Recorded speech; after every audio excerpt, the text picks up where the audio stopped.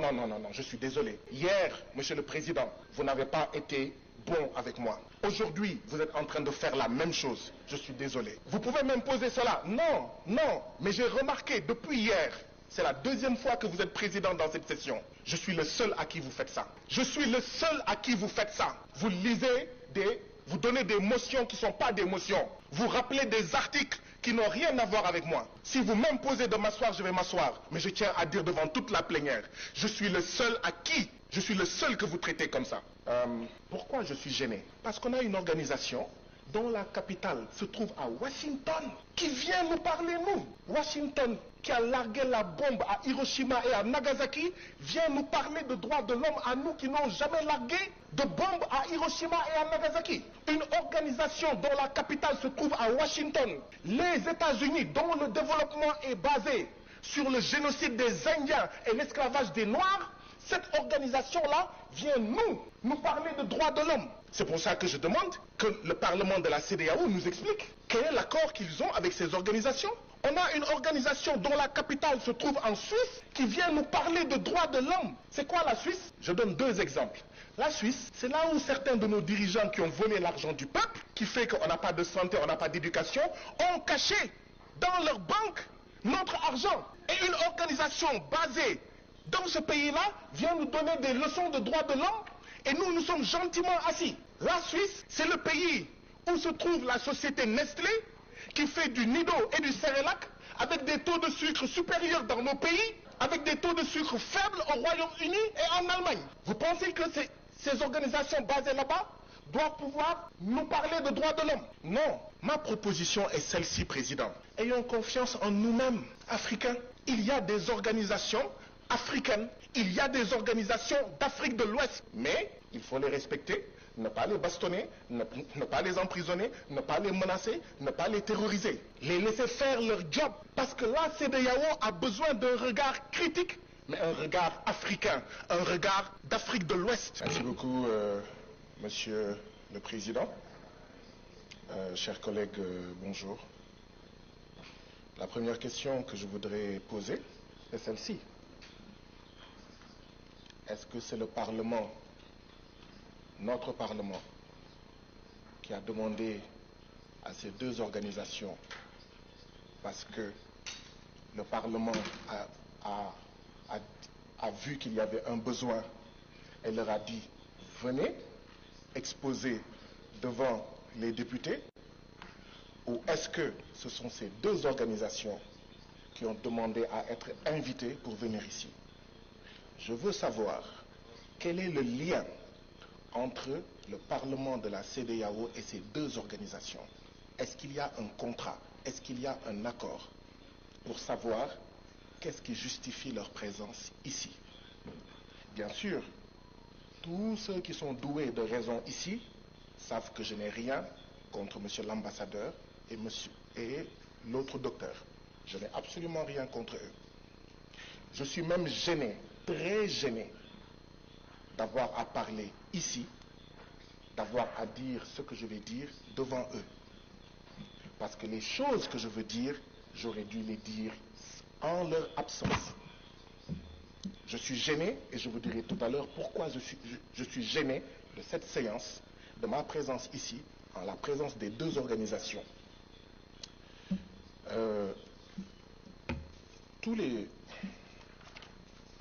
Il est mentionné dans le rapport de la CIDH, il me semble. Il est mentionné dans le rapport de la CIDH des régimes autoritaires qui dominent et répriment les contestations de leurs citoyens. Ces gouvernements répressifs violent les droits fondamentaux de leurs citoyens, ce qui entraîne une instabilité et des troubles permanents dans la région. Mais tous les jours, là, c'est ce que certains d'entre nous disent ici, en citant nommément des pays. A-t-on besoin de leur présence pour dire ça? Quand des collègues disent ça tous les jours, on les empêche de parler, on les traite de tous les noms d'oiseaux, on use d'artifices, de motions qui ne sont pas des motions, les gens crient, ils s'excitent, et quand d'autres gens viennent, ils disent ça, tout le monde est silencieux. Les Français disent nul n'est prophète chez lui. Chers collègues, on a eu besoin d'eux pour dire ça ici. Certaines femmes et certains hommes ici le disent tous les jours. Mais on les regarde. Oh, qu'est-ce que tu fais ici? On va même faire une pétition pour que tu retournes dans ton pays et que tu ne reviennes pas. Mais quand eux le disent, ça passe. Tout le monde est cool, silencieux. Monsieur le Président, avez-vous remarqué ça? Vous qui rappeliez hier à la session l'article 72 du règlement intérieur. Ils ont dit la même chose que moi. Mais aujourd'hui, personne ne rappelle l'article 72 du règlement intérieur. Il y a un problème. Il faut que des étrangers viennent ici pour nous dire des experts, alors que chacun d'entre vous est expert et experte. Et on se tait. Mais quand un collègue dit la même chose, on sort les poings, on bande les muscles, on montre les crocs.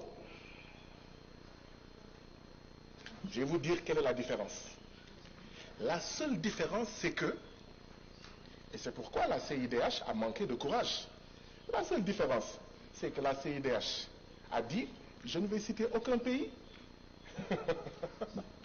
Dans le rapport, il n'y a aucun pays. Comment vous allez soigner un mal sans savoir que le mal se trouve au Nigeria, le mal se trouve au Sénégal, le mal se trouve au Cap-Vert? Vous dites non, non, non, on va mettre tout le monde dans le même sac. Quand on critique des pratiques politiques au Sénégal, quelqu'un va dire, ah non, je suis ami à Diomaye Faye, je suis membre du même parti que lui. Laissez tomber le Sénégal. Quand quelqu'un va critiquer le Libéria, ah non, je suis ami au président du Libéria. Vous ne touchez pas le Libéria. Vous pensez que vous êtes supérieur au Libéria. Mais quand quelqu'un vient ici dire, nous sommes là gentils là, comme des poules mouillées. Voilà la première remarque que je voulais faire. Et je ne voulais pas la faire devant eux. C'est une des raisons pour lesquelles je suis gêné de le dire ici devant eux. Je suis sûr que quand ils disent ce qu'ils disent, il y a des gens qui pensent à des pays qu'ils n'ont pas cités. Disons-nous la vérité. Il y a des gens qui ont dit, le Sénégal fait partie de là, tel pays fait partie de là, tel pays fait partie de là, ils n'ont pas cité, mais on voit des pays. Non. On ne peut changer les choses que dans la vérité. On ne peut transformer les choses que dans la vérité. Ce Parlement doit être un médecin. Mais pour qu'il soit un bon médecin, il faut qu'il fasse de bons diagnostics. Et un diagnostic, ce n'est jamais facile. Quand on vous annonce que vous avez le cancer, ça ne fait pas plaisir. Quand on vous annonce que vous avez la leucémie, ça ne fait pas plaisir. Quand on vous annonce que vous avez le VIH, ça ne peut pas faire plaisir. Mais il faut vous le dire pour que vous preniez conscience que voilà le remède que vous voulez prendre, que vous devez prendre si vous voulez guérir. Mais ici, non, non, non, non, non, je suis désolé. Hier, Monsieur le Président, vous n'avez pas été bon avec moi. Aujourd'hui, vous êtes en train de faire la même chose. Je suis désolé. Vous pouvez même poser cela. Non, non, mais j'ai remarqué depuis hier, c'est la deuxième fois que vous êtes président dans cette session. Je suis le seul à qui vous faites ça. Je suis le seul à qui vous faites ça. Vous lisez vous donnez des motions qui ne sont pas des motions. Vous rappelez des articles qui n'ont rien à voir avec moi. Si vous m'imposez de m'asseoir, je vais m'asseoir. Mais je tiens à dire devant toute la plénière, je suis le seul à qui? Je suis le seul que vous traitez comme ça. Pourquoi je suis gêné? Parce qu'on a une organisation dont la capitale se trouve à Washington, qui vient nous parler, nous. Washington, qui a largué la bombe à Hiroshima et à Nagasaki, vient nous parler de droits de l'homme à nous qui n'ont jamais largué de bombes à Hiroshima et à Nagasaki. Une organisation dont la capitale se trouve à Washington, les États-Unis, dont le développement est basé sur le génocide des Indiens et l'esclavage des Noirs, cette organisation-là vient nous parler de droits de l'homme. C'est pour ça que je demande que le Parlement de la CEDEAO nous explique quel est l'accord qu'ils ont avec ces organisations. On a une organisation dont la capitale se trouve en Suisse qui vient nous parler de droits de l'homme. C'est quoi la Suisse? Je donne deux exemples. La Suisse, c'est là où certains de nos dirigeants qui ont volé l'argent du peuple, qui fait qu'on n'a pas de santé, on n'a pas d'éducation, ont caché dans leur banque notre argent. Et une organisation basée dans ce pays-là vient nous donner des leçons de droits de l'homme et nous sommes gentiment assis. La Suisse, c'est le pays où se trouve la société Nestlé qui fait du Nido et du Cerelac avec des taux de sucre supérieurs dans nos pays, avec des taux de sucre faibles au Royaume-Uni et en Allemagne. Vous pensez que ces organisations basées là-bas doivent pouvoir nous parler de droits de l'homme? Non. Ma proposition est celle-ci, Président. Ayons confiance en nous-mêmes, Africains. Il y a des organisations africaines, il y a des organisations d'Afrique de l'Ouest. Mais il faut les respecter, ne pas les bastonner, ne pas les emprisonner, ne pas les menacer, ne pas les terroriser. Les laisser faire leur job. Parce que la CEDEAO a besoin d'un regard critique, mais un regard africain, un regard d'Afrique de l'Ouest. Arrêtons d'aller prendre des organisations dont la capitale est Washington et la Suisse. Monsieur le Président, savez-vous que la CIDH, qui s'appelle Commission internationale des droits de l'homme, elle a été créée par une organisation qui s'appelle Organisation des États d'Amérique. Organisation des États d'Amérique qui a créé dans les années 50 la CIDH. Nous, on ne prend pas une organisation créée par l'OUA, une organisation créée par la CEDEAO, mais on la laisse libre. Hein? On ne la crée pas pour lui dire tu dis ce qu'on veut entendre. On va chercher une organisation créée par l'Organisation des États d'Amérique. C'est pour ça qu'elle a son siège à Washington.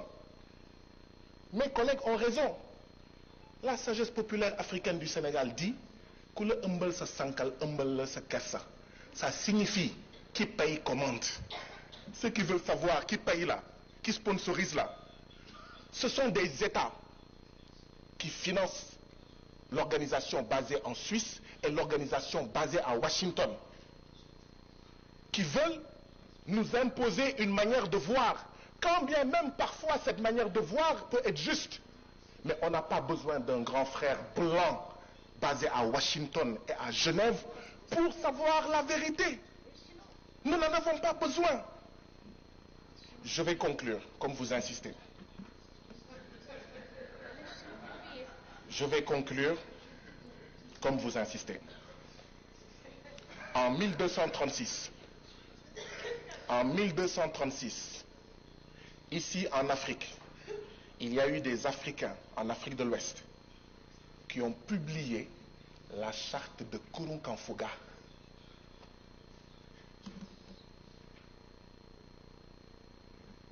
Quand nos femmes et nos mères étaient reines, comme la reine Poukou, comme Aline Sitoé Diatta, la femme blanche aux États-Unis n'avait pas le droit de vote. Si nous n'allons pas leur enseigner les droits de l'homme, ce n'est pas à eux de nous enseigner les droits de l'homme. Ou tout au moins, ils viennent et on va. Ils nous enseignent et on leur enseigne. Il faut faire attention à la colonialité du discours.